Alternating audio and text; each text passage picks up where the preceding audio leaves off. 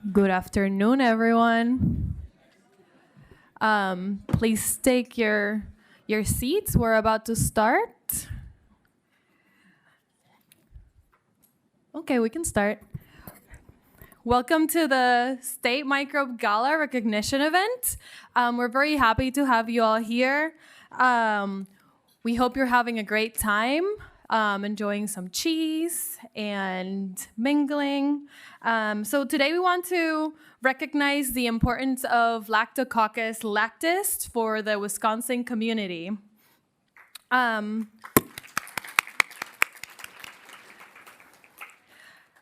This event is brought to you by Catalyst for Science Policy, the National Science Policy Network, who provided funding, the WIN, Illuminating Connections Discovery Hub, and UW State Relations. I want to thank everyone who has been involved, specifically Austin Hall, a graduate student in plant pathology, for putting all of this together.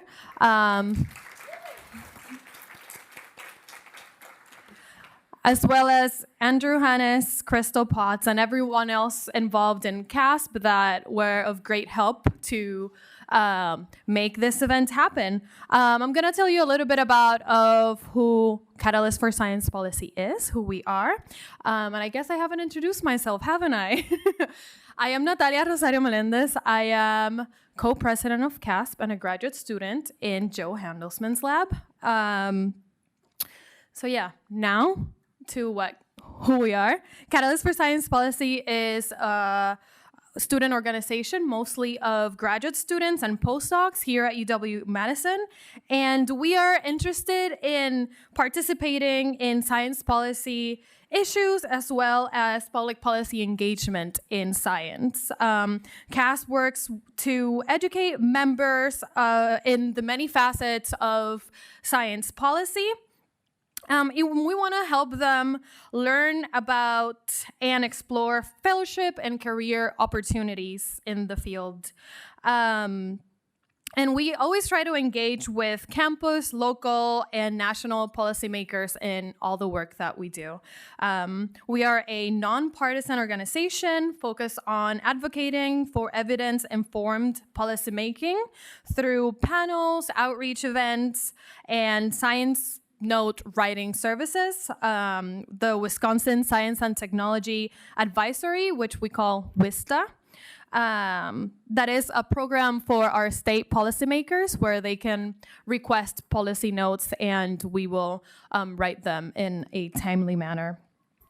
We have worked with legislators to produce memos and policy analyses on topics ranging from agricultural cybersecurity to shoreline erosion, and also to the effects of e-gaming on children. So our expertise range through a variety of topics. So if anyone is interested in joining or has any more questions, please feel free to contact us. Chris Date is co-president with me of CaSP, so if you have any questions, please let us know. There on your tables, you see the science note that we wrote on the introduction of the state microbes. Feel free to look at it for some examples of the kind of deliverables that we can provide. As well as there are some stickers for the state microbes, so feel free to grab as many of you as you want. And we have also put some postcards supporting Lactococcus lactis as the state microbe, where you can take and show your support, send it to your legislator, letting them know that this is something that you are behind. And you can mail them yourself, but if you don't want to do it yourself, we can deliver them ourselves. So if you want us to send your postcard, please see Chris. He has the cheese shirt right there, cheese colored shirt. So please go see him. Okay, so without further ado, I'm gonna introduce you to our first panelist, Dr. Jo Handelsman. A little bit about her, besides being my PI and a great advisor and mentor. She is the director of the Wisconsin Institute for Discovery and Villas Research Professor and Howard Hughes Medical Institute Professor in the Department of Plant Pathology at the University of Wisconsin-Madison. She joined the faculty at UW-Madison in 1985, where she served 25 years before moving to Yale University in 2010. From 2014 to 2017, she served as a science advisor to President Barack Obama in her role as Associate Director for Science in the White House Office of Science and Technology Policy. After leaving the White House, Handelsman returned to UW-Madison, where she continues to work on national policy as well as direct the WID and pursue her own research on the soil and human microbiomes. In 2021, Handelsman published A World Without Soil, a book that presents the soil erosion crisis and policy recommendations to avert it. One last note is that we ask you, in the interest of time, we just ask you to wait for questions until the panel, and you can ask any questions you want there. So Joe Handelsman with the origins of the Wisconsin State Microbe.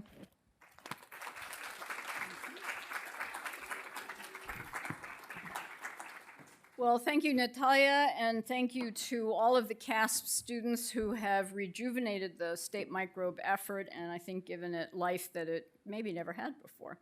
And thank you to everyone here who's been supporting this effort, and particularly to the Cheesemakers of Wisconsin, who have been really important partners in this. So I wanted to just say a few quick words about what happened about 15 years ago that started the concept of state microbes in the United States. So the origins were in about 2007. I was chair of the bacteriology department, and I started a visioning and strategic planning effort. And one of the best ideas that came out of it, I don't remember another single thing about it, but one of the things that came out of it was one of our staff said, I think we should have a state microbe. And it turned out she was kidding.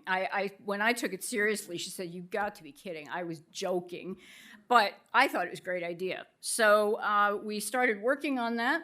And we realized, there are state symbols for all sorts of things. And in fact, since we proposed this, the one that really galls me, you'll hear, is the state pastry. We'll tell you about that in a minute. And so what's really, we also, by the way, this is a newer one, we have a state tartan. I did not know that until recently. And so what's missing here, there's an empty spot. We obviously need a state microbe to fill that in. So why? And this was developed by the concepts and arguments for the state microbe were developed by several of us, led by Ken Todar, who's here today, who is a fabulous microbiologist and became a real expert on Lactococcus lactis. But his arguments were much broader than just one microbe. So the first is that Wisconsin's economy is essentially a microbial economy. It is hard to find a large sector of our economy that isn't based on microbial life. So first, the cow rumen is run by microbes. It's packed full of microorganisms that ferment and digest the food for the cow. Alfalfa and soybeans have bacteria in their roots that take nitrogen from the air, nitrogen gas, and turn it into fertilizer. Beer, one of our favorite products of Wisconsin, is made by microbes. And biotechnology uses microbes, and you may have heard just yesterday, President Biden announced Wisconsin as a technology hub in recognition for the biotechnology industry that leads precision medicine in the state. So clearly that's a pretty important use. But of course, our favorite use of all is the making of cheese. And so Ken, this is Ken Todar, developed some beautiful pictures of the proposed state microbe, and these are electron micrographs, so very, very high resolution, and you can see the individual cells of Lactococcus lactis that stick together. And it was pretty obvious that Lactococcus lactis was the only choice for state microbe because it's responsible for so much of the cheese industry. There are other bacteria that play a role in cheese, for sure, but Lactococcus lactis from a financial standpoint is responsible for the most. And this is just a short list of some of the cheeses that are produced by Lactococcus lactis, with the most important one being Colby, because that is a Wisconsin original. And so, as Ken pointed out, there would be no state cheese without the state microbe. So it's time we had a state microbe. And so in 2009, we proposed the Lactococcus lactis should be the state symbol for microbes, and we brought it to the Wisconsin legislature. And in fact, it passed the assembly, and we started getting these headlines all over the country. The New York Times, LA Times, NPR, all sorts of places. If you go back and find all the articles, it's quite fun reading because they all made fun of us. They thought this was just hilarious. Look at what Wisconsin's doing. But in fact, a couple of them actually got the idea of why microbes are so important and why it's important to celebrate them. But the funny thing was, of course, we did not yet have a state microbe because, in fact, the Senate blocked the state microbe. They wouldn't even take it to the floor to discuss it. They said, we have more serious things to do. And that's why one state symbol, the state kringle, or the state pastry, which is a kringle, galls me, because that was done since we proposed Lactococcus lactis. And I would say that more of our economy is based on Lactococcus than on the kringle. So we would like to see the list of state symbols look more like this, with a beautiful microorganism in the mix. And there are several reasons why we think this is so important. And so one is to celebrate microbes. They are incredibly important, but most people think that they're germs, that they're bad, they kill us and make us sick. But in fact, most microorganisms on Earth are beneficial, and many of them produce our food. So it's pretty important to celebrate them and to teach children about them. Children learn in school about all the state symbols, but not about microorganisms. So it's a great opportunity to develop new curriculum and teach kids about microorganisms. It's a great way to celebrate and make famous, even more famous, Wisconsin cheese. It might not be as significant for the cheese industry as when we win those international contests, but I think it could be up there in good advertising. The legislative audit that was done in 2009 said there was absolutely no cost of passing this bill. So I think that's a great reason to do it. And it should be a bipartisan issue. I mean, I think we can all agree on cheese, right? I think it's really embarrassing that we were the first state to propose a state microbe, now going on 15 years ago, and we don't have one, and all these other states got the idea from us, and they have state microbes. So Oregon, of course, took the beer-making one, so Saccharomyces, that's off the list. Illinois took penicillium, and that for good reason, they got that one. And New Jersey was soon after the first two, they took Streptomyces, which was one of the first antibiotic-producing bacteria that was discovered on the New Jersey Turnpike. And so there are all these other states that have them, and worst of all, Illinois. We have to remember that. We're always in competition with Illinois, and our state microbe is so much nicer than theirs. So we would like to propose this be the launch of a campaign to get Lactococcus lactis as our state microbe of Wisconsin, get it listed where it rightly belongs, along with all the other state symbols. And we're looking to all of you to help us launch that campaign. We have given out postcards that you can send to your favorite legislators, as Natalia said, or your less favorite ones, whoever you want.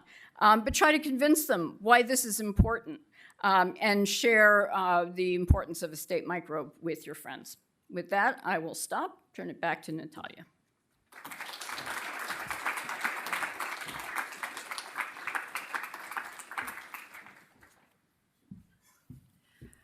Thank you, Joe. Are we all convinced yet? Okay, so our next presenter is Glenda Gillaspy. Yeah? Oh, okay. She is the 14th Dean of UW-Madison's College of Agricultural and Life Sciences. She started in August 2022. Before becoming Dean, she was a professor of biochemistry at Virginia Tech, where she served as department head since 2015. In that role, she led novel curricular changes to promote student success and a sense of belonging and success.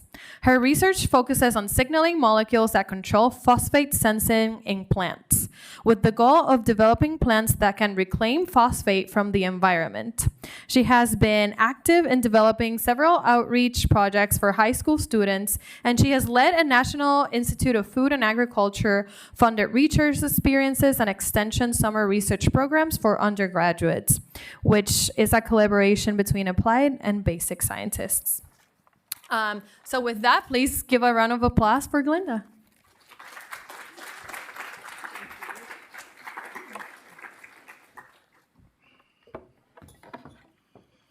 Sorry. I was just wondering which one was the Kringle? Yeah. On your slide, which one was the Kringle?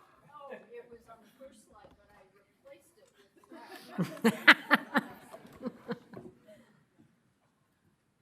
Sorry about that. And we're not serving Pringles. Okay. All right. Well, I have the topic, Why Cheese Matters to Wisconsin. I'm delighted to be here and a little frightened that there are cheesemakers in the audience. So, but I'm super proud of our cheese.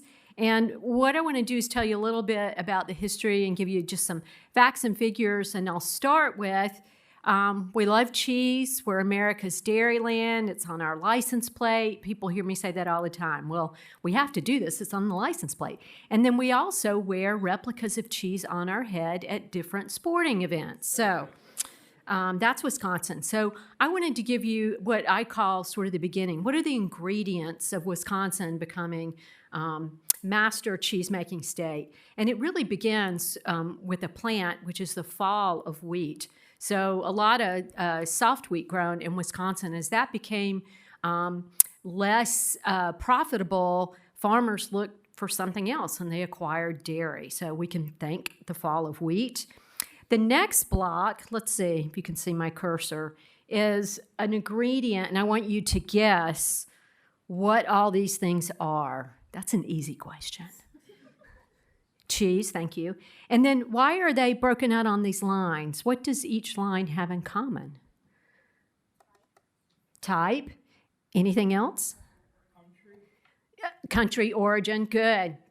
Maybe the cheesemakers got that. So you can see Swiss made by the Swiss, mozzarella, provolone made by the Italians. So the other ingredient was immigrants came mostly from Europe, and they brought with them cheese-making knowledge and an interest in making cheese. And here are the two, or the one that Joe just mentioned, Colby, but then also brick cheese. Those came later. Those are truly Wisconsin cheeses.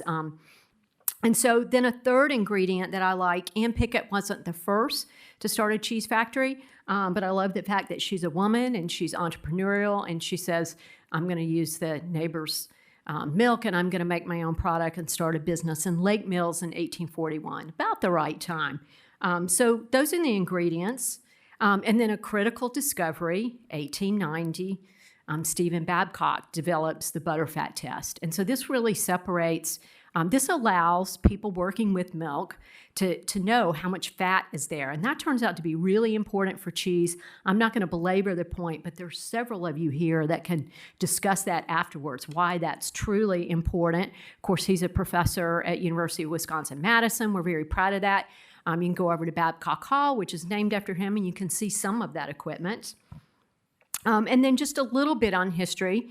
As I just mentioned, up in the right corner, this corner is the dedication of Babcock Hall with a few famous deans of the College of Ag and Life Sciences in attendance. That's 1950. And then two other pictures, 1900 and 1907, showing the cheesemakers. And I really love this picture of these men with their cheese-making implements. They're very proud of what they do. This is 1907, a group. This is in a cheese-making class here at UW-Madison. So it goes way back. And then just a glimpse of, modern cheese-making. So in the 1990s or thereabouts, there was this, we were making a lot of brick and Colby and lots of cheese. not demanding a super high price. And so some really clever business people, cheesemakers got together, and this, really is a mini revolution for the state to say, let's make artisanal cheese. Let's make some different type of cheeses. And this has really diversified the industry. So Crave Brothers Farmstead and Creamery, I had the pleasure to visit there. They have a dairy herd on one side of the street that's been in their family for a long time, a milk parlor. Milk goes under the street, comes up on the other side inside the creamery, and they make their own cheese. And they do so sustainably.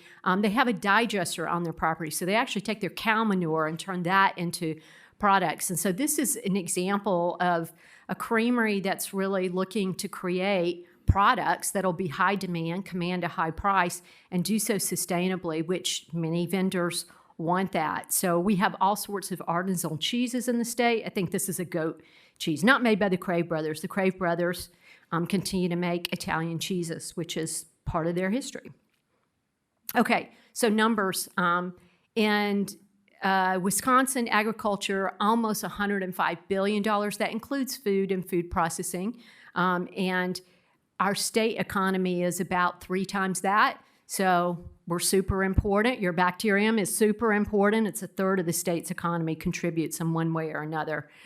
We have over 1 million dairy cows in the state, 6,000 dairy herds, 64,000 farms, and about 10% are dairy farms. So lots of cows participating in this endeavor.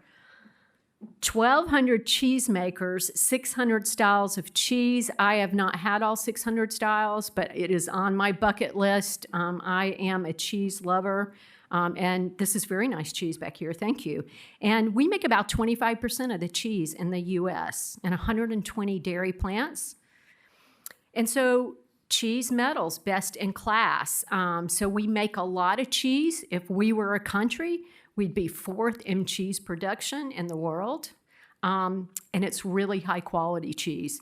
So we have won more awards, Wisconsin, than any other state or country, with 138 in 2021. So not only do we make a lot of cheese, we make a lot of really great cheese.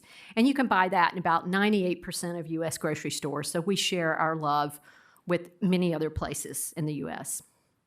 And this is something that I think is I'm super proud of, and know that many of you are, but we have a Wisconsin cheesemaker program that launched in the 90s, and you can become certified to make more than 30 different types of cheeses.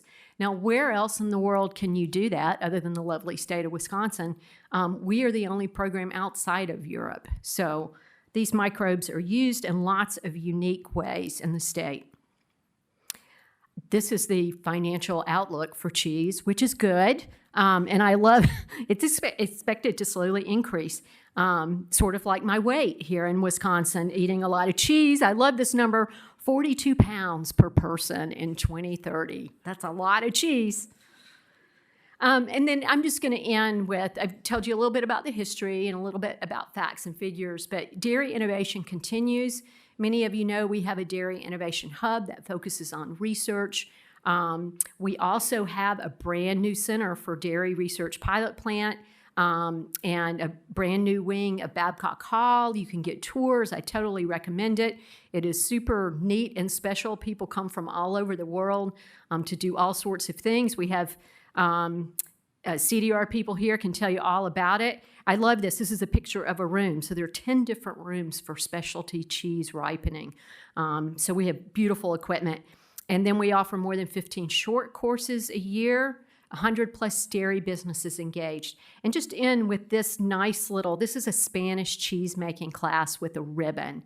And I'm not sure why they have a ribbon, but cheese ribbons are fun. At our opening last spring of the new part of Babcock Hall, there was just this beautiful braided cheese ribbon that was cut with a lot of effort. And I would say it was tough for those of us who saw how much that cheese ribbon was handled to, just not eat that cheese ribbon. But so with that, I'm going to stop and just say thank you. Yay cheese, yay Wisconsin, yay your efforts to get this as a state microbe. It's totally cool. I love living in this state where we have pride in things like microbes, small molecules, and I just think it's great. Thank you.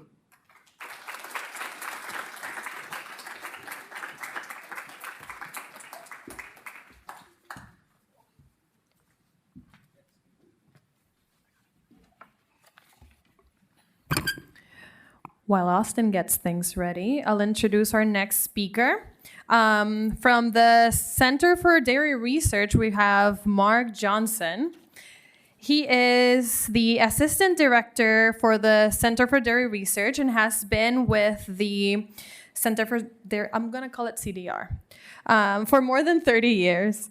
Honored with the NCI Laureate Award and many other awards, Mark is a resource for both staff and industry. As CDR Assistant Director, Mark is close advisor to the director and often represents the CDR when the director is traveling, like today. Thank you for being here. Mark has a PhD in food science. His research interests include developing, manufacturing, and ripening protocols for unique cheeses, the study of the cheese characteristics and cheese defects. Cheese has no defects. He also enjoys talking cheese with cheesemakers and sharing experiences and insights into the cheese industry. Please give a round of applause for Mark Johnson.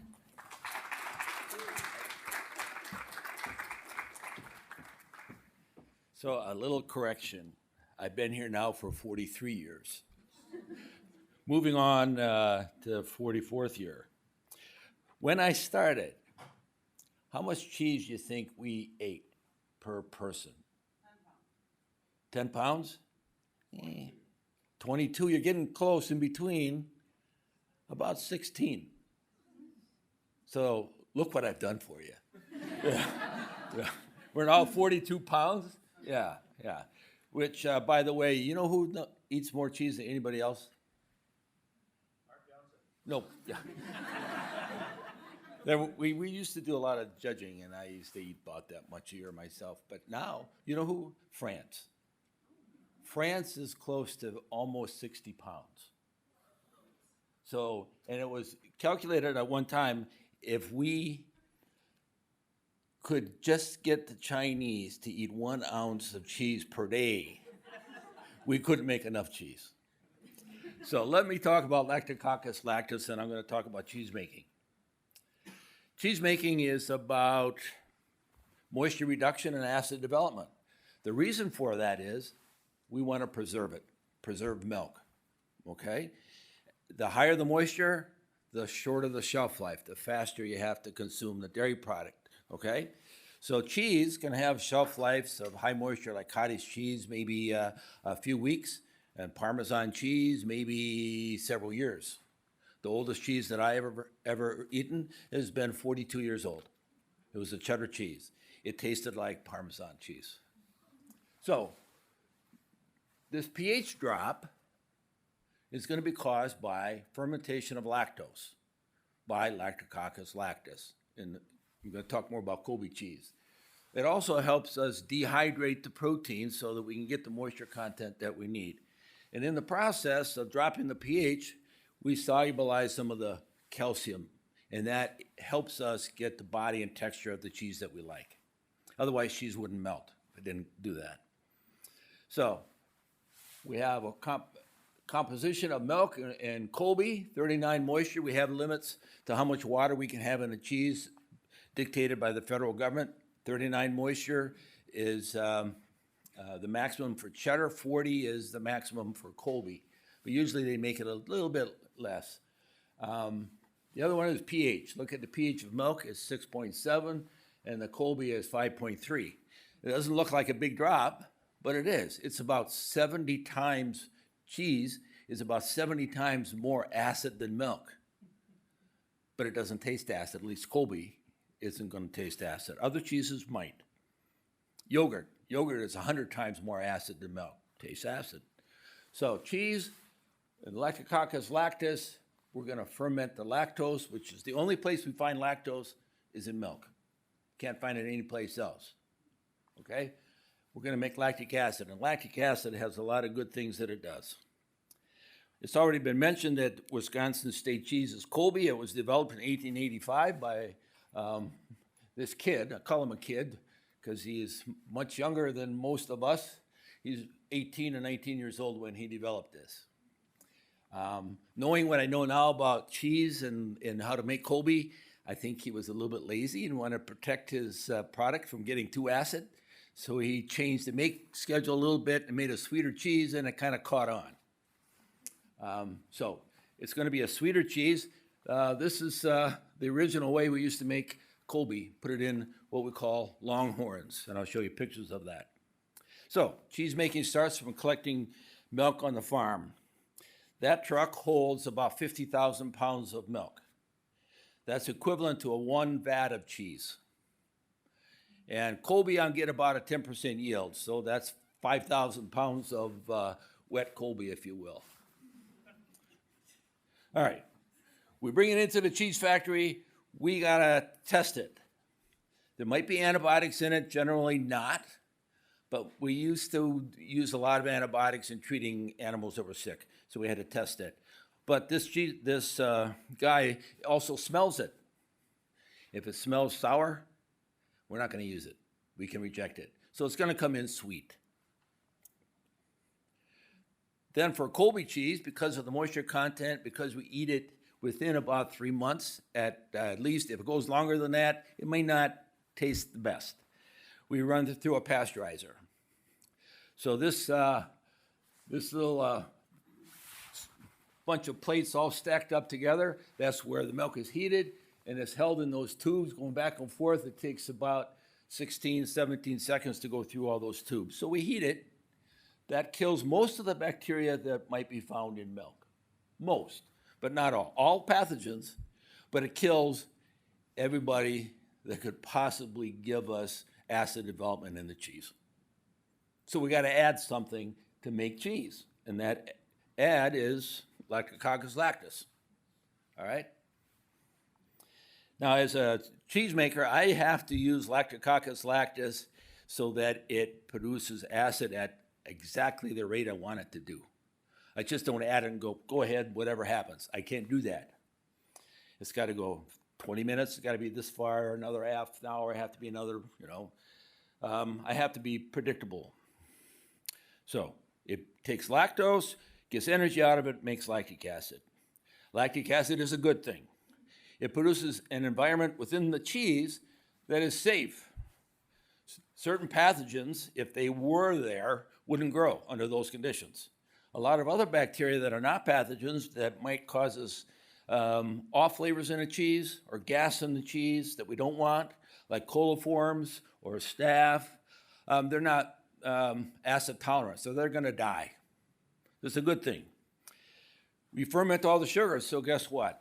How much sugar is in cheese? 0. This cheese.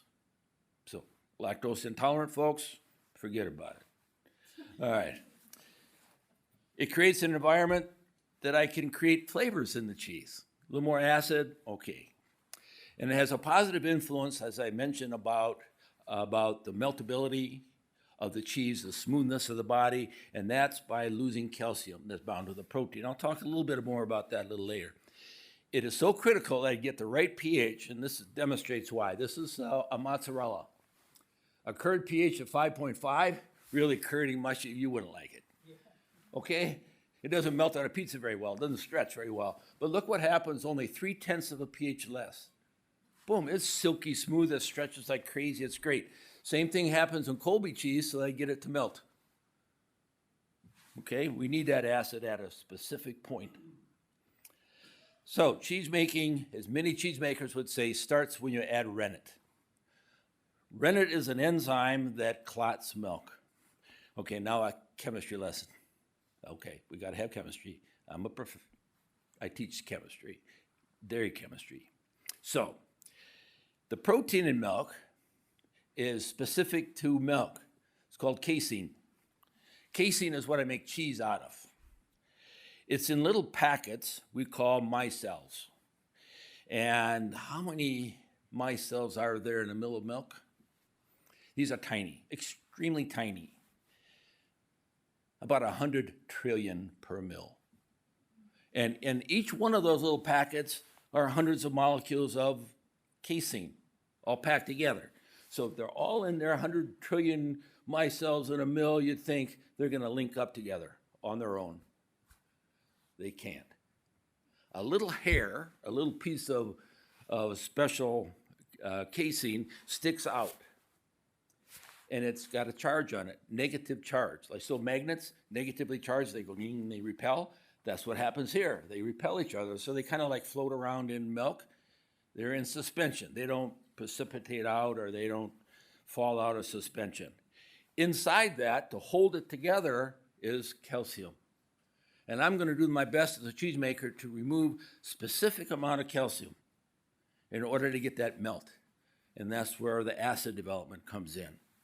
So what does rennet do? How do we get milk to clot? Well, the rennet cleaves off that little piece of casing, and now the core, what's left over, is hydrophobic. It doesn't want to be in water. So what does it do? It starts to link together. So all these trillions of micelles start to link together, and we get a clot. They just simply surround the fat. The fat just sits there. Fat does not actually react with the protein. It's just like a gourd that you dry and you got the seeds inside. That's what fat looks like. Okay. So this is what's going on when we add rennet. Now let's see if this works. I'm going to show you how we make Colby in our own dairy plant where we teach cheese making. And we're going to have a class. You're going to see a class being taught how to make Colby cheese. Okay, there we go. So we're going to add starter. Starter comes in a little pellet. That's Lactococcus lactis. It's freeze-dried or frozen.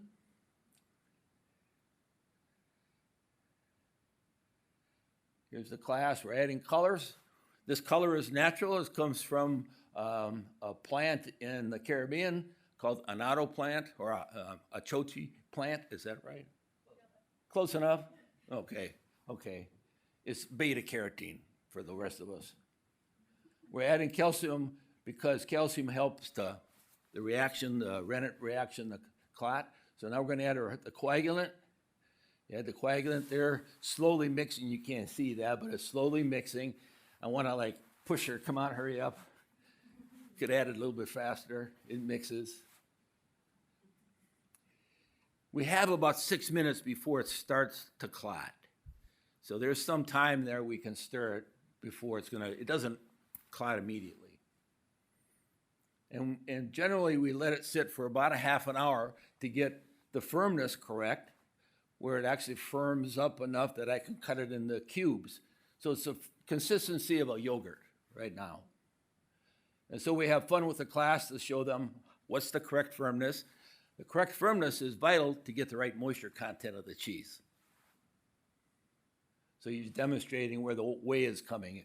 When we see a certain amount of whey come out, when we put a knife in it, we know it's ready to cut, the right firmness.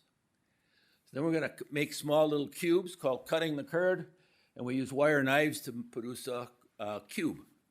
And as soon as we cut it into cubes, the action of rennet and the action of the lactic acid that's produced starts to shrink the protein.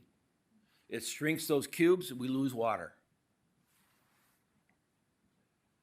So here's our class, one of our short course class. Everybody in red is a student.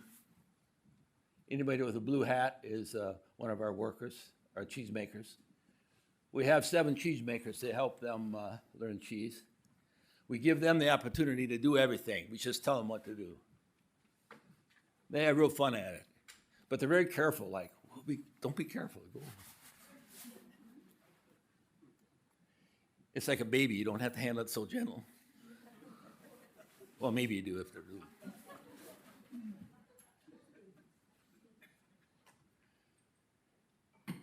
You know, I kind of want to hurry up.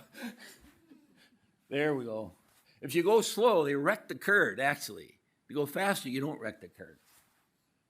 Then we let it sit. We have to let it heal because the outside of each curd particle is soft, and we have to let it firm up, lose some water, and it gets tougher.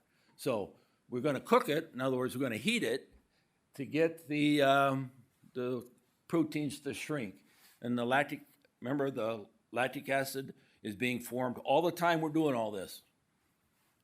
Then we drain the whey off, and then to make it a sweeter curd, to get rid of some of the lactic acid and lactose that might be remaining, we add water to it and rinse it, wash it off. This is the separation between cheddar and Colby. Cheddar, we don't do this step, removing lactose, soaking it in water. And final drain. And here we have the curds. We keep it granular is what we call it.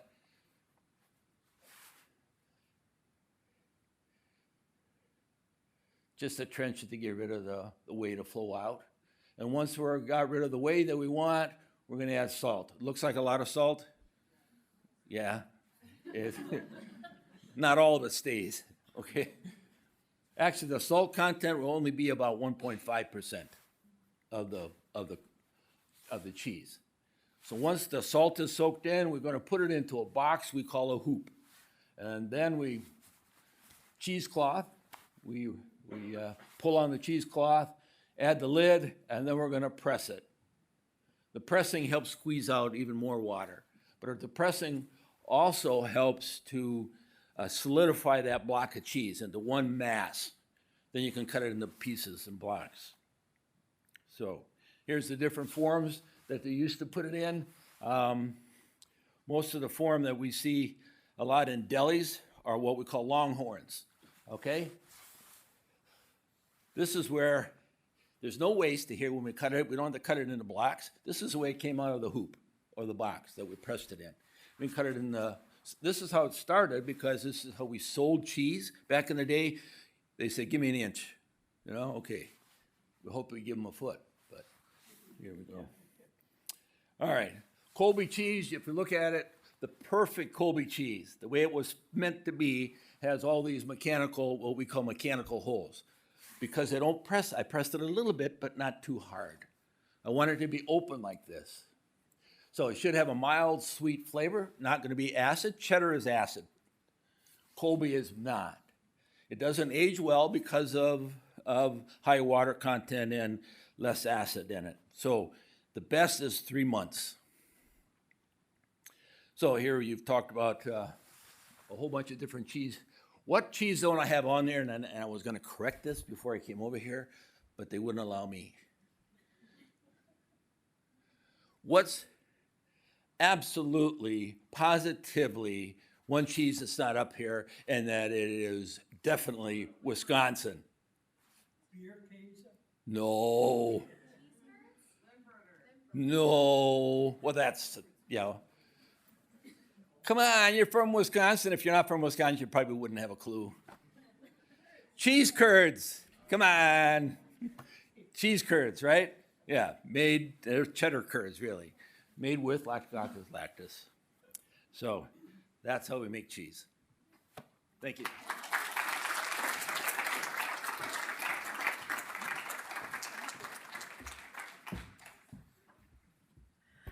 Well, Colby was a very happy accident. So our last speaker of the day is Agela Abdullah, and she is the president of the Cheese Culture Coalition, a nonprofit dedicated to making the cheese industry a more inclusive and equitable through education and grant programs. She is also a freelance writer for Culture Magazine and Good Food Jobs. Agela is a member of the Guild International des Fromagers. I am sorry, I do not speak that language. And self-proclaimed burrito enthusiast. Agela couldn't make it today, but we are very excited to have her here to give us her talk. Agela, she is over Zoom.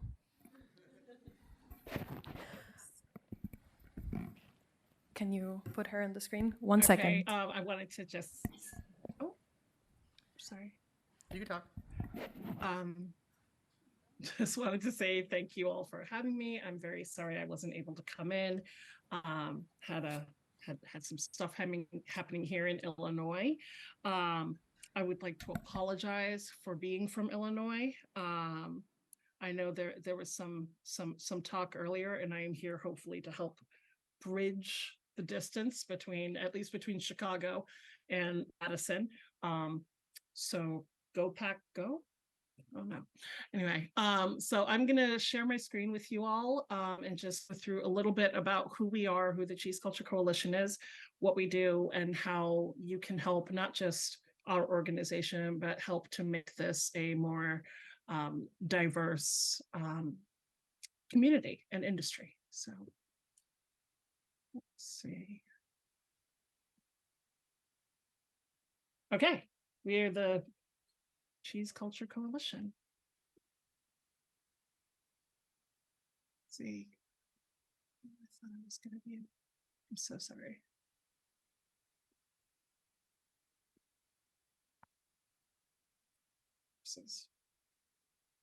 One second.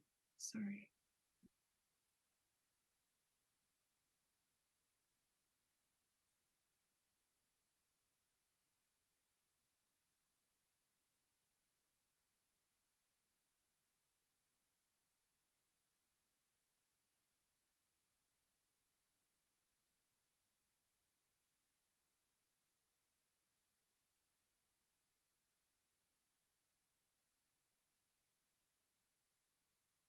Well, I'm just going to have to do it this way.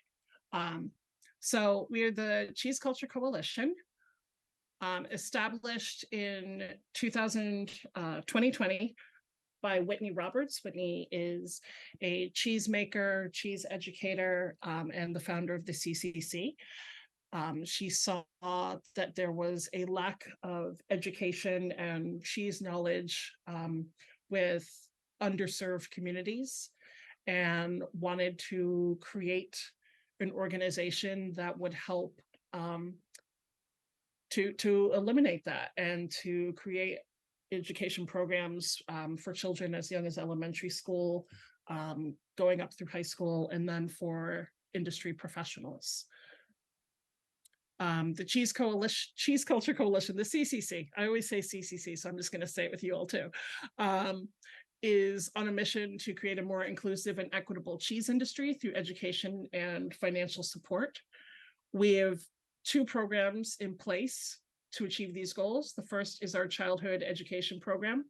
We work with organizations, schools, cheese shops, cheesemakers, to offer cheese education to young folks. We tailor all of our classes to the group that we're working with. So we've worked with children with developmental disabilities. And so in that situation, we're talking to the teachers and the aides, finding out, we want to meet people where they're at. That should kind of be our second slogan. So, we cut back on the number of cheeses that we're introducing. We pull back on the language that we're using so we can meet the kids where they are. We've done classes with the Girl Scouts of America out in California. And for that, again, that was a group of older teen young ladies. And so we tailor our classes to them. And we do this, most of our classes have been over Zoom because the world has been over Zoom. So we're hoping to do more in-person classes as things free up and as teachers in particular are freed up in their curriculum. The second program we offer is our grant program. And we have 2 different programs in that category. The first is our micro grants, which twice a year we offer grants of up to $250 to Black, Indigenous, and other people of color in the industry. And this is money they can use for, whatever they choose to. So oftentimes if someone wants to go to, let's say a conference or an education session or something, a lot of the smaller businesses, whether that's a cheese shop or a cheesemaker, don't necessarily have PTO that they can offer their employees. So this is kind of to help bridge that gap. This isn't it's not gonna pay for the conference, but it'll help you with transportation, or it'll help you with a per diem while you're there. Our second grant program, which we are launching in the coming year in 2024, is our larger grant program. And it will be, at this stage, we're saying 1,500. I want it to be 2,000, but we'll see. That's going to be a once a year grant to 2 different people. And we are, as far as I'm aware, the only program that is giving funding to people and not telling them how they have to use it. So a lot of the scholarships that are out there, and this is no, I'm not speaking badly of any of these. I've received several of these scholarships myself. A lot of these scholarships and programs are, we will give you this money and then you have to do this thing. And our goal, again, is to meet people where they are, and where they are in their cheese journey. So not everybody, presumably, wants to go to ACS conference. That might not be helpful to someone. Someone might want to go and take classes, you know, up in our lovely neighbor to the north in Wisconsin, or might want to, you know, go to apprentice with a cheesemaker. And this money is to help them achieve their goals in their chosen field. So I'm going to do a little introduction of the people who make the CCC what it is. So I'm going to start with our admin. This is Amelia Rogers-Jones. Currently, I believe she is not working in the industry. She just moved from Missouri to Tennessee. She was working at Green Dirt Farm. She just came back from Bra. She is our only paid employee on a very part-time basis. And she kind of keeps us all in line, keeps us on track. And there are 5 of us on the board, and we are a hard group to wrangle. So she helps keep us in line. Next is Nicole Garrett. She's our committee coordinator. She has been in the industry for more than 11 years. I can just look at the slide. Currently working at Whole Foods down in Austin, Texas. And she is, I believe she was the first person on board. Whitney was the founder and Nicole was board member number 1. She controls, coordinates all of our volunteers, puts them in touch with the right board member, gets them on committees. You know, all of our committees we have someone right now helping us with email migration. We had somebody helping us with our logo design, volunteers for social media. So there's always a place where we could use some help, and Nicole is really good at finding out what that is and finding the right person to fill that spot. Next up is Lisa Lopez. Lisa is also from Texas, but currently doing an apprenticeship up in Vermont. Lisa's goal, she's our social director at the CCC. Her cheese goal is actually to go back to Texas and to make cotija. She wants to make an authentic Mexican cotija, aged the way it is there, and she is definitely the future of cheese. Very passionate. I'm worried about her being in Vermont during the winter time, but I am going to send her some homemade knitting to hopefully keep her sane and warm. Next, we have Kira James. Kira is our curriculum development director. She coordinates all of our education. She writes up the education syllabus for each of our classes. She also, in her spare time, has her own business where she does cheese education. She did something a couple of days ago in New York City with the Barnyard Collective, doing actually promoting Blakesville Creamery, a Wisconsin cheesemaker near, I think she's near Milwaukee. Then we have Ray Rumiano. You might recognize the last name Rumiano. He is of the Rumianos, the cheesemaking folks out in California. He is our treasurer, coming off of being the treasurer for the California Cheese Guild. And we are honored, honored to have him on our board. He's amazing. Came in when we gave him the books as they were, and he said, I'll get back to you in a couple weeks. And he's doing a really great job of keeping us on track, keeping our budget, budgety, keeping us in line. So we are so grateful for Ray. And then there's me. As Natalia mentioned, I am the president of the Cheese Culture Coalition. I think I'm board member number 2.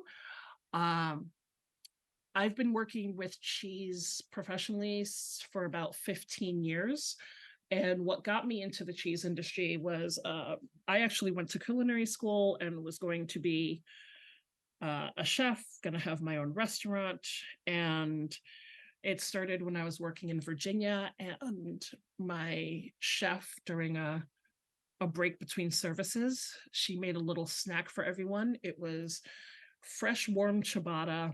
I don't know if I'm allowed to mention other cheeses outside of Wisconsin, so I won't. And a bloomy rind cheese and some honey.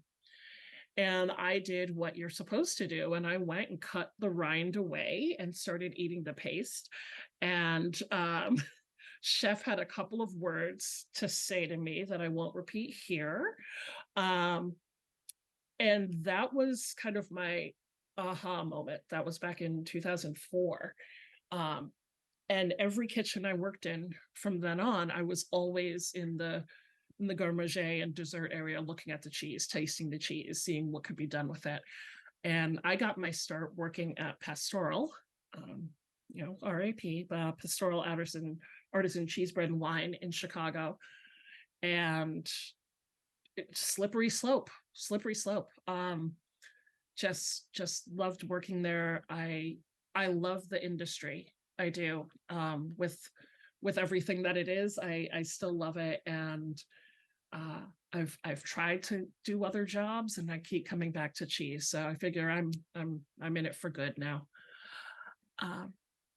So one of the things since the CCC started that I'm asked a lot is, what are some of the reasons we don't see as many Black, Indigenous, or people of color at the forefront of the cheese industry? And how can we create a more inclusive, supportive, and safe industry for people of the global majority? And without getting into too much history, I will say that obviously there are, well, maybe not obviously to people, but there are many systemic issues that have kept BIPOC folk from being able to acquire land, gain education, and become leaders in the American labor force. While we like to project the image of being somehow insulated from the politics that shape our country, we have to acknowledge them. This doesn't mean that we can't celebrate the accomplishments of others. What it does mean is that we can and should be proud. We should be proud of businesses.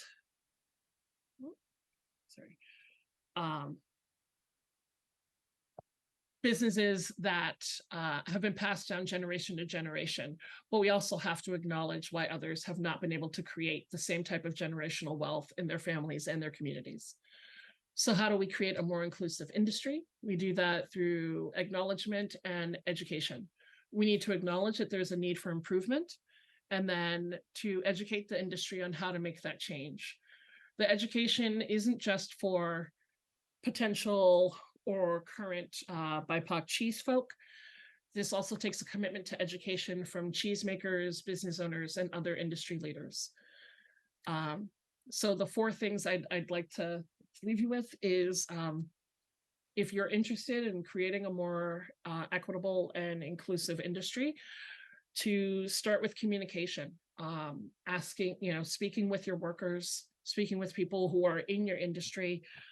One of the things that's very beneficial, if you have a staff that is where English is not their first language, learning to communicate in their language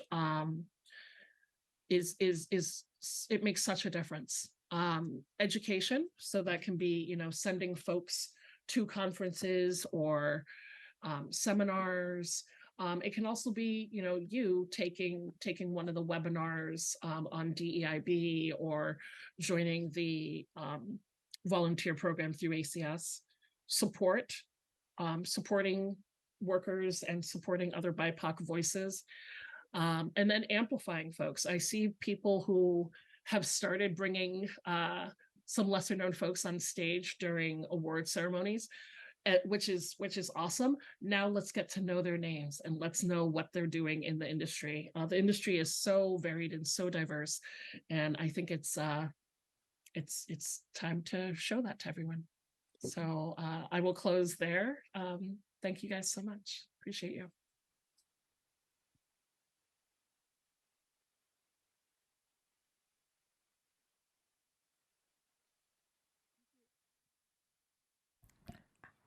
I'll unmute myself and then I'll speak.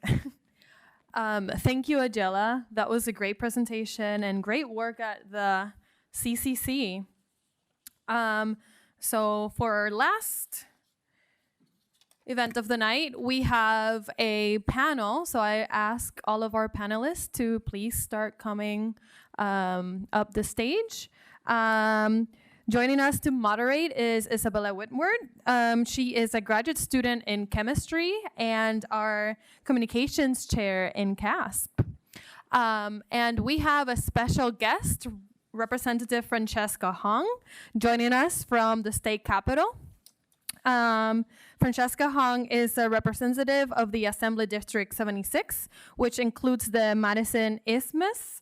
In 2009, after attending the University of Wisconsin-Madison, Hong began working as a chef, eventually becoming executive chef at 43 North Restaurant.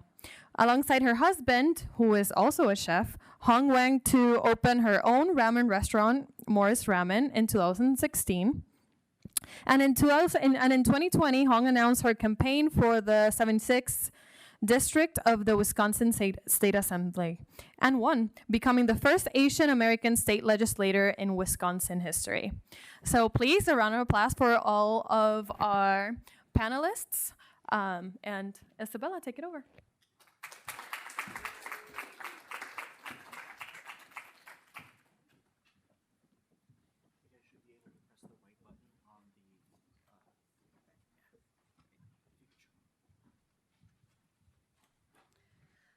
All right. So we would like to invite, if I have some questions prepared, if you all in the audience have any questions, we would love to hear them. So, and we have a mic. So if you have a question, please feel free to raise your hand and we can get a mic to you. Oh, great. Yeah. Starting quick. I'm pretty loud. But my question is, I remember very vividly, I grew up in Wisconsin. I remember learning about all the state things represented on this postcard. And I just wondered, I think that having a state microbe might encourage STEM to youth.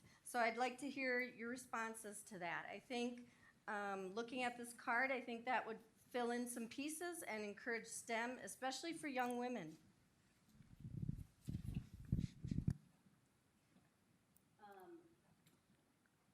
That button. Okay, thank you so much for that question and observation. In 2009, there was legislation introduced to have a state microbe. It got relatively far in the legislative process and that it passed in the state assembly. Unfortunately, like many things in the legislature, it ended up dying in the Senate. We, in the Office of the 76, are incredibly excited to be able to reintroduce this legislation. It's currently in drafting, and I'm hoping to have it out in the next couple of months. But completely agree that if we were to be able to have this in our when we're first I remember learning about the state bird being the robin and the badger. I absolutely agree that it would encourage diversity in STEM and encourage our girls to get involved in STEM. And this postcard that you have, it happens to have a little place for a stamp and a space for you to write. Once that legislation is out, I encourage you to write to your legislator to support that bill.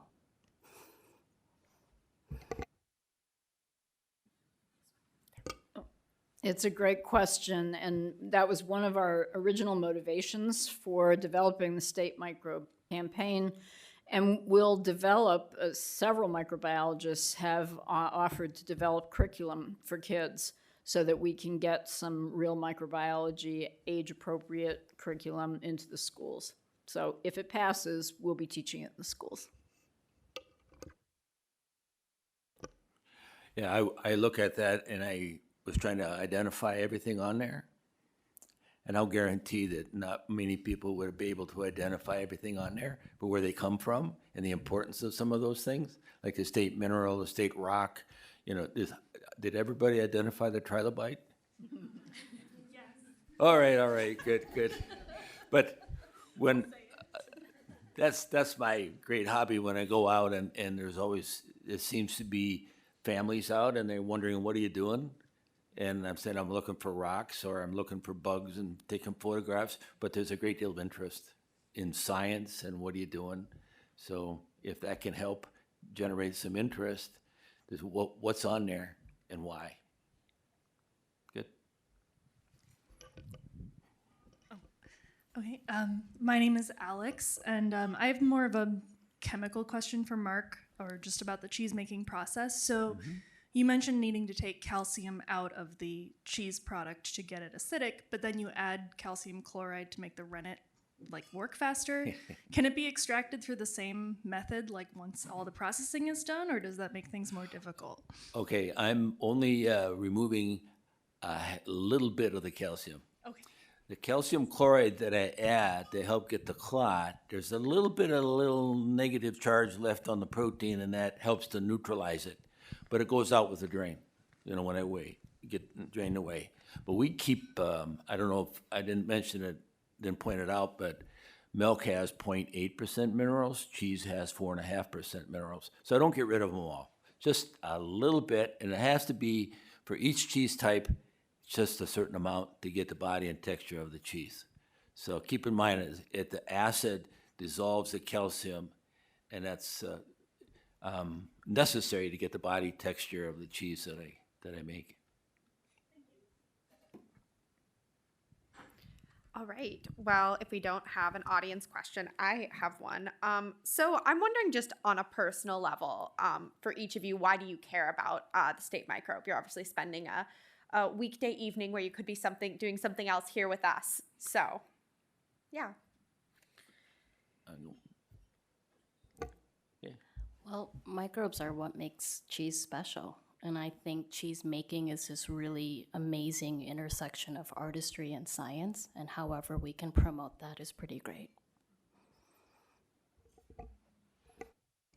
I'm excited about it we talked about a minute ago, the possibilities of STEM education and teaching more people in more places that microbes are good for us and they do great things, and we wouldn't have things like our cheeses if we didn't have microbes. Yeah, I think it's a good thing to have. It's kind of fun. It draws attention to our biggest industry. To put it in perspective, what it means to Wisconsin, combine Idaho potatoes, okay, fruit juices out of California. Combined, they're not even half what cheese means in Wisconsin for our economy. So it's a real big deal. Plus, when you start talking about things, when we have people in class, and it's amazing to me that when you talk about bacteria or microbes, immediately what do they think of? Infections, disease. So there's another side of the story, as was mentioned, that's a good thing. And they do wonderful work, if you will, to help us make our cheeses in our economy. Hi, I'm Ben. For each of our panelists, I'm wondering if you have a story that's really memorable about a microbe or cheese. I don't know if it's memorable, but when I grew up, we had a cheese factory in town. I eventually ended up working there. But you know what my favorite cheese was? Velveeta. It wasn't until I came here that I actually had to be forced to taste cheese outside of Velveeta. And they expected me, because I was a microbiologist, that I knew something about cheese. I worked in a cheese factory. So they did a sensory. They're going around describing the cheese, and I listened. So they said, "Oh, it's a little bit bitter. A little bit acid, maybe. What do you think, Mark?" "Oh, it's a little bit bitter, a little bit acid." I had no clue what I was talking about, but I've reformed. You know, now my best cheese is the most flavorful I can get.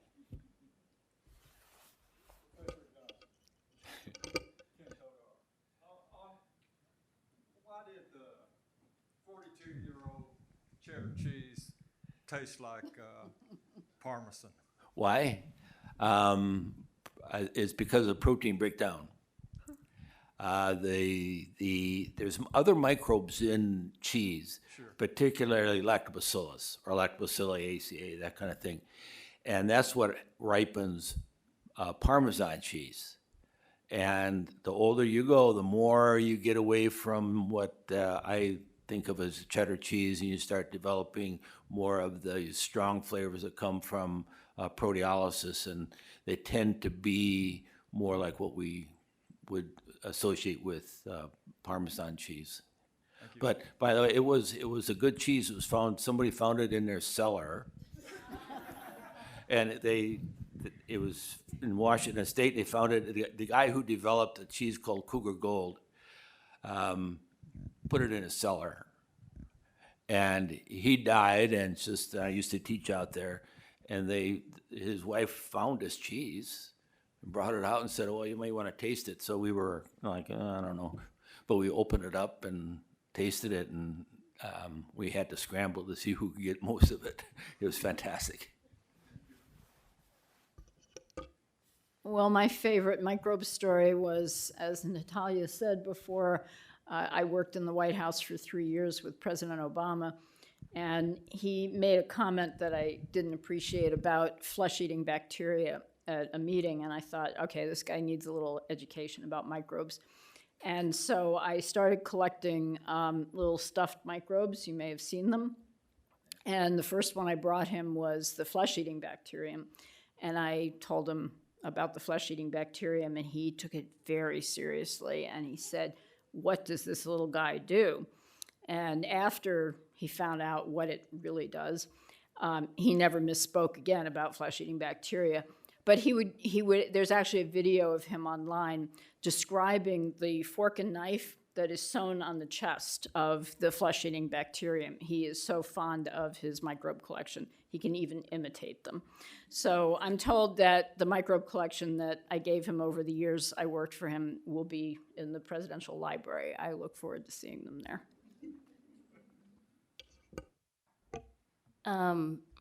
My microbe story is a little bit more personal. I was not interested in having a wedding cake at my wedding. I wanted a 3-tier cheesecake. And so the bottom layer was a full wheel of my absolute favorite Bluemont Bandage cheddar. The second was Carvalli, and the top was Uplands. And I spent more on cheese in my wedding dress.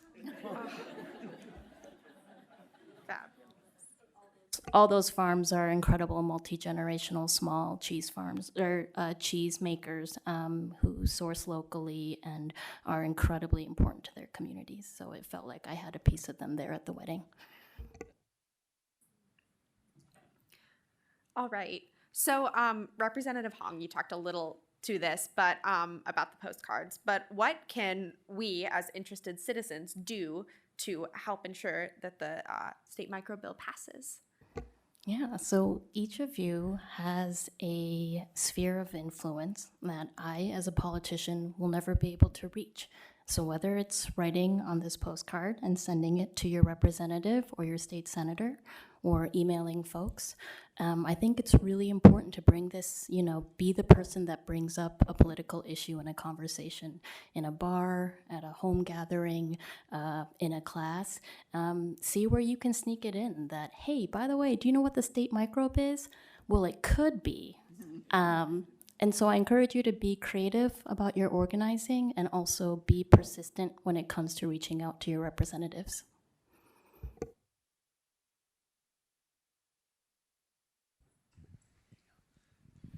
I kind of have a follow-up question because you mentioned obviously that this was something that we tried to get passed in '09 and it kind of hit a wall just because there was the lack of interest. What's the biggest hurdle right now? Is it still interest, or is there anything else that's potentially going to stop this that we can fight? Well, I'm really hoping to introduce this bill with bipartisan support. So I'm currently hoping to court a Republican senator and Republican representative to introduce this with me. And I think that will help expedite, or at least have the speaker, who controls almost everything in the legislature, to take it into consideration. Unfortunately, we are heading into an election year, which means most likely our session will end abruptly at the end of February or early March. And so it is going to be a bit of a stretch to be able to pass in '24, but we'll continue to introduce it. And I think, and to the first part of your question, what's the biggest hurdle? It's that we have a gerrymandered state legislature that is unfortunately not as representative of the will of the people currently. And I think, but I'm hoping that cheese is going to be that magic bipartisan bill that everyone can come together on. The last time it was exactly one person who blocked it from being taken up in the Senate, and he has since retired. So I'm hoping that no one will object to it because it's so not objectionable, and they'll react the way they should, which is with a smile and thinking of the great publicity this will be for Wisconsin. I've got a question here. So Dr. Handelsman, were you able to partake in Big Block of Cheese Day while at the White House? And to piggyback on that and to get a little bit into policy and science policy, what could be done at the federal level, state level that could help industry as big as cheesemaking in Wisconsin? Since it's so important, what can be done at the federal and state levels for those? I was not there for Big Block of Cheese Day. It happened before I was there and after, and I was very sorry to miss it because I've read about it many times. It really is, I mean, it should have a Wisconsin link, but because it's so cheesy. In terms of legislation or things that we could do, I think the biggest thing for microbes and microbial research of all kinds is critical to cheesemaking and many other industries in our state. And I think advocating microbial research is a great thing to do, or when there are bills advocating for any kind of research, like the thing that came up yesterday that I mentioned, the state of Wisconsin turning into a biotechnology hub for precision medicine. Supporting something like that is really critical because it brings a lot of income into Wisconsin, and it enables researchers in industry in particular to pursue all sorts of new avenues and build the state's economy. In addition, at the state level, I would strongly advocate for driver's licenses for all. The undocumented and immigrant and newly arrived population is integral to the dairy industry here in Wisconsin, and their ability to get to work, to take care of their family, to be able to get to where they need to go. There are multiple lobbyists for the industry, including Farm Bureau and I believe the Farmers Union, who are very supportive of this policy, and then fund public schools and fund public education and fund public universities.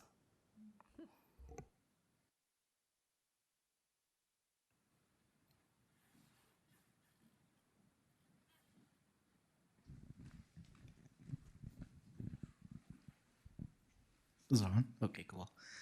This is more of a fun question. What is your favorite cheese and why? Correct answers use Lactococcus lactis.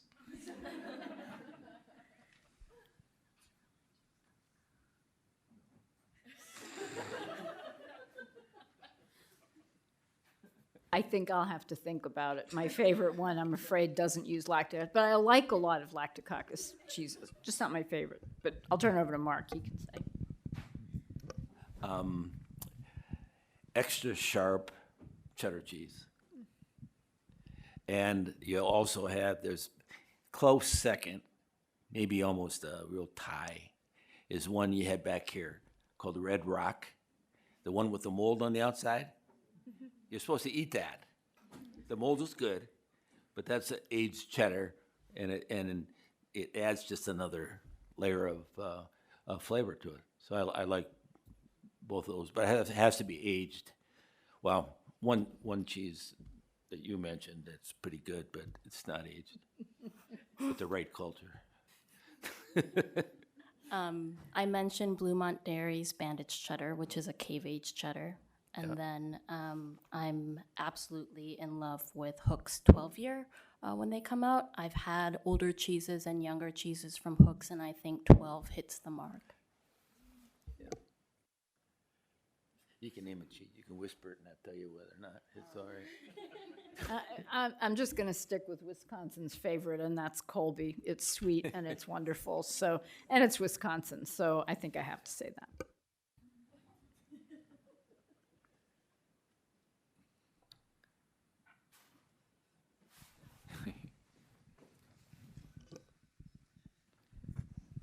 So this is a little bit of a random question. I grew up eating commodity cheese, so that's the only cheese that I knew that was out there. So I thought I didn't like cheese, a lot like your story with Velveeta, until I was in college and I found out that people had cheese drawers in the refrigerator just dedicated to cheese, and that you could eat all kinds of cheese. So my question to you is, what is commodity cheese?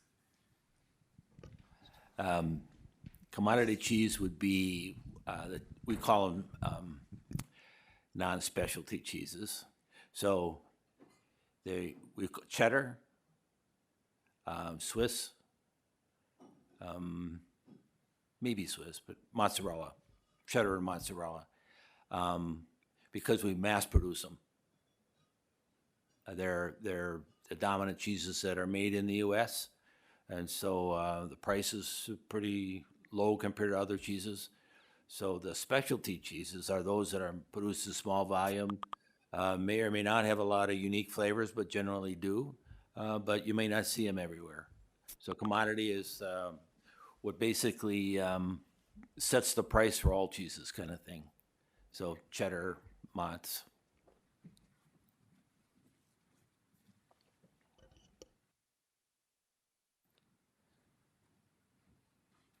All right, and I think this will be our last question before we wrap up. Okay, to follow on to that question, what chemically is the difference between like Kraft sharp cheddar and like actual cheese, like Hook's 12-year cheddar? Why is Kraft so... It's not cheese. We all know it's not cheese. Oh, you talk about American processed cheese. All right, that's made. This is a I don't know what the right word is. Misconception. Kraft singles that you buy is about 98% cheddar cheese. The other two is a salt they add so that it emulsifies the fat. So when you cook with it, it doesn't leak out fat. If you took cheddar and heated it, it would leach out fat. You'd see a lot of oil. Well, that's the difference. So Hook's cheese could be made into, too expensive, could be made into Kraft singles, if you will. So it's like you said, it's made of 98% real cheese. Yeah. Velveeta is not. And I would never judge anyone for putting a slice of Kraft singles on top of their ramen, just FYI. I do it. All right, so if we can give a round of applause for our wonderful panelists. and then Natalia's going to deliver some closing remarks.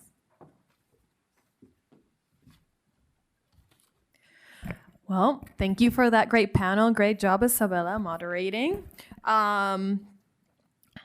So thank you all for being here. I would just like to tell you to be on the lookout for future engagements with the State Microbe as we continue the path to make Lactococcus lactis as the State Microbe. Don't forget to grab some stickers, some policy notes, and some postcards to send out to your representative of choice. And have a great rest of the night. And let's keep talking cheese.